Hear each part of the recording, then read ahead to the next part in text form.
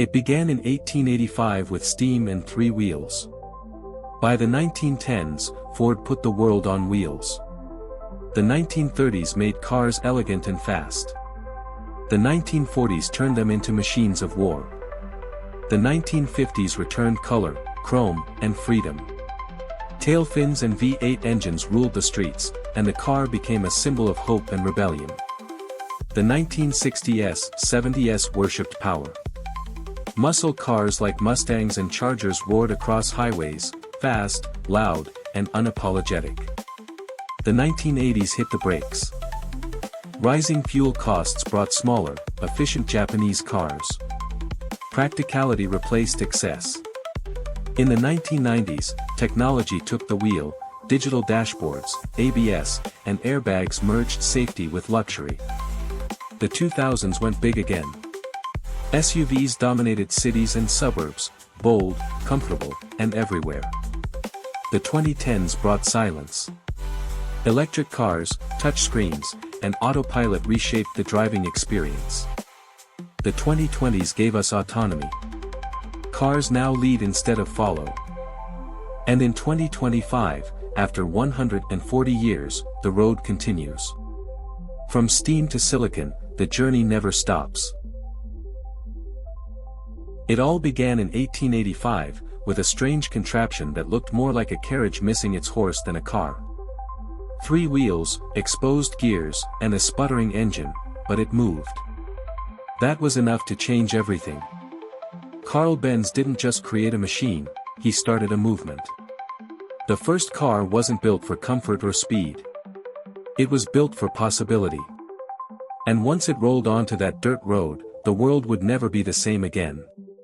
By the 1910s, the dream had wheels, and a price tag. In dusty factories lit by iron lamps, rows of identical black Model Ts rolled off Ford's assembly line. For the first time, cars weren't just for the elite. They were for the worker, the teacher, the farmer. Henry Ford cracked the code: make one car, make it fast, and make it affordable. That simplicity revolutionized everything. Suddenly, everyone wanted to drive. And the road opened up. But by the 1930s, driving wasn't just about moving forward. It was about how you moved. Cars grew sleek, aerodynamic, designed to cut the wind and turn heads. The world was still reeling from a financial collapse, but on the roads, grace was returning. Designers crafted curves like sculpture, and speed became identity. Cars weren't just machines, they were dreams in motion. Then the world plunged into chaos. The 1940s transformed the automobile again, this time into a tool of survival. Designs were stripped down. Paint gave way to camouflage. Chrome was replaced with grit. Vehicles rolled into battlefields, hauling supplies and hope. They didn't roar with style, they growled with purpose. Cars became part of the war effort, engineered to endure, not impress. And yet, when the guns quieted, hope came roaring back in the form of tail fins and V8 engines. The 1950s were loud, colorful, and unapologetically optimistic. Teenagers fell in love in the back seats of Chevys. Neon lit up diners. The radio was always on. The car became a symbol of youth, freedom, rebellion, and the open road.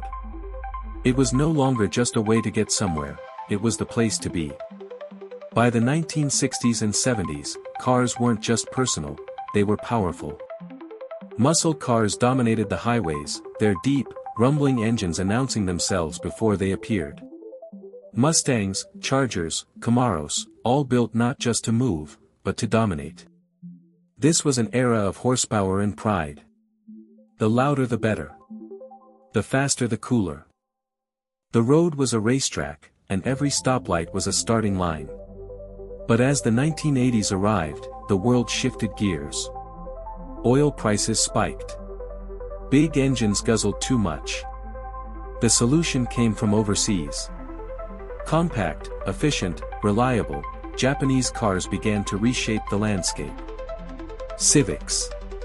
Corollas. Practicality replaced power. Suddenly, boxy was beautiful. The car became smarter, cleaner, and more focused. The revolution wasn't loud this time, it was quiet and efficient. Then came the 1990s, and with it, intelligence. Cars got brains. Digital dashboards. Anti-lock brakes. Airbags. Mercedes, BMW, Lexus, they weren't just about luxury anymore, they were about control. Technology moved from the lab into the garage. Driving became smoother, safer, smarter. And the idea of what a car could be began to change, again. The 2000s wanted more. More room, more height, more presence.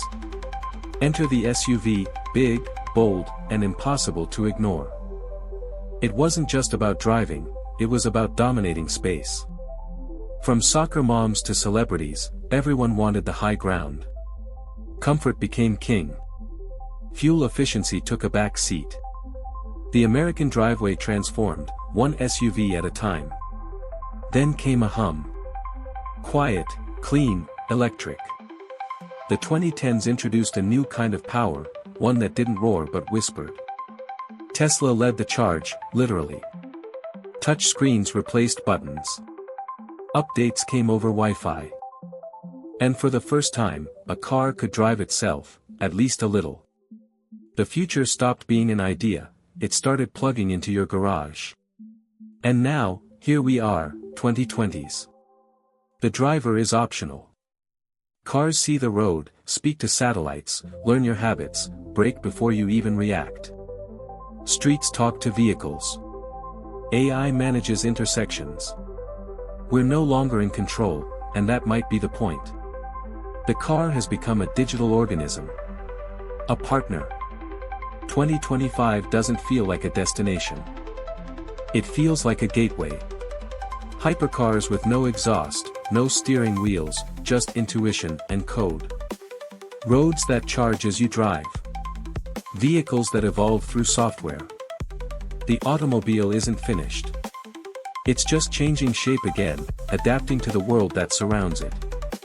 From steam and steel, to silence and software. From hand cranks, to neural networks. The story of the car is the story of us. And we're not done driving. Bye everyone, thanks for watching and don't forget to subscribe to my channel.